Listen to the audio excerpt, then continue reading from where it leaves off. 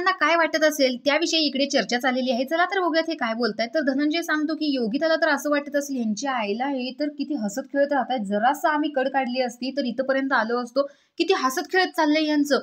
आणि निखिलला सुद्धा तसंच वाटत असेल। त्यावरती अंकिता म्हणते की निखिल पूर्णपणे बिथरला गेलेला होता। तेव्हा डीपी सांगतो काय होतं निखिलचं, त्याने स्वतः तोंडाने कबूल केलेलं होतं की डीपी दादा मी झोन आउट होतोय, कारण मला ना सहन होत नाहीये। आणि ज्या वेळेस एक टास्क जो आहे तो वर्षाताईंबरोबरचा स्विमिंग पूलच्या इथून जर मी खेळलो असतो तर आज मी बिग बॉसच्या घरात असतो असं त्याला वाटत असेल। एक टास्क मी खेळायला पाहिजे होता, कारण सूरज फक्त निखिलकडे होता आणि बाकीचं तर सगळं अरबाजच करत होता। त्याला फक्त तिकडून स्विमिंग पूलच्या कडेने जाऊन ते फ्राईज पकडायचे होते, पण निखिलला ते पण जमलं नाही असं इकडे डीपी सांगत असतो। त्यावरती अभिजित म्हणतो की नाही तो पूर्णच बिथरलेला होता आणि त्याच्या तोंडावरूनच कळायचं की तो बिथरलेला आहे, हल्लाय पूर्ण। जरा जरी त्याने डोकं वापरलं असतं ना तर तिकडून सूरज बाहेर पडला नसता आणि इकडे निखिल बाहेर आला असता।